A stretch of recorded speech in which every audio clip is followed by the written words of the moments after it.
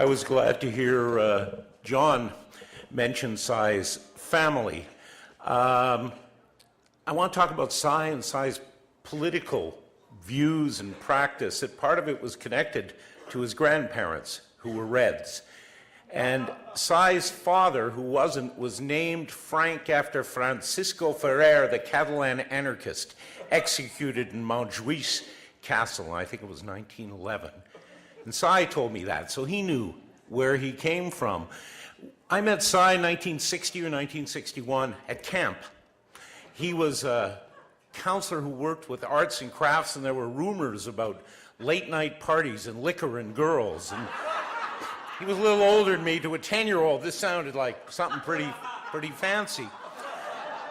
Later, a number of us there were also interested in folk music and politics, the Cuban Revolution, the Civil Rights Movement, the songs coming out of that. I remember in 1962, somebody had the first Bob Dylan record, and we spent the entire summer listening to it over and over again. Couldn't believe it. Cy imbibed the music up there, and he imbibed the politics, and later on we'd meet in Yorkville, in Toronto, in the late 1960s, when he was involved in music and I was involved in a variety of sundry acts, most of which the statute of limitations had now passed on. And we knew each other then, not well, and then in Vancouver we would meet when I was organizing a meeting for the wife of the assassinated president of Chile, where I had been living, and we'd sold 1,000 tickets at John Oliver, and we needed some kind of video thing to move it into the cafeteria. And who would show up but this guy from Metro Media, this community video outlet, Cy Garber. And we reconnected then, and when I began the Folk Music Festival, we were going to make a record, and I got in touch with Cy because I heard that he was running a studio, and we began working together. And that was about 1980. And over the next dozen years or so before I moved to Ottawa, we made a bunch of records. Cy did a pile of work at the Folk Music Festival, etc. But I want to talk about some of those records because here's Cy's view of the world and his technical ability came together. And Cy was one of the few technicians who also had a social conscience, and he was able, as you heard about his work with the Aboriginal music, he was able to use that technical ability to do things for the public good and things that were involved with politics. We made a recording of Utah Phillips singing IWW songs that is still in print in the United States. People love an album of Bertolt Brecht material, including the political songs that got 4 stars in Billboard, a bunch of Central American and other world music stuff. And it was great having those ears and that technical capacity working on these projects that were more often than not done in basement studios by people who barely knew what they were doing. Cy brought that to a higher level, and it produced some award-winning recordings and very powerful work. I want to tell you one story. We were involved in a project at the Folk Music Festival. We'd raised money through an album that Cy had made with us called Bullets and Guitars, Songs for Central America.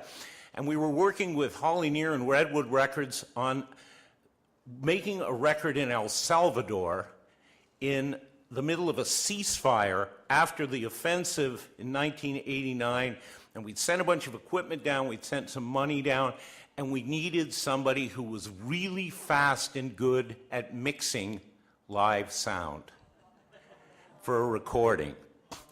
To sit in a tent in a stage in San Salvador where it was not clear what was going to happen, and we kind of knew something that very few people knew, the organizers knew, which was that the major cultural group, musical group of the FMLN, the guerrilla organization, was going to come on stage and perform, even though they'd been out of the country for many years. And Cy offered to go do it. And he knew no Spanish, and never really traveled a great deal, but off he went. And of course, as these things go, the people supposed to meet him at the airport didn't. So there was Cy in the middle of this very tense political situation with a bunch of gear standing there at an airport in San Salvador. This is where his commitment, his determination, his ability, he went out, he somehow found, I forget the details, he found people who knew people who knew people, and ended up backstage where he was sitting in this tent mixing the thing. And it actually worked, except right at the end, there all these people in the crowd began to throw firecrackers, and nobody was quite sure if they were firecrackers. So when Cy got back, he told me the story of all of the firecrackers going off and everybody essentially panicking and wondering what was going on. But there he was. He'd gone there. He'd come back with the tapes. We mixed them.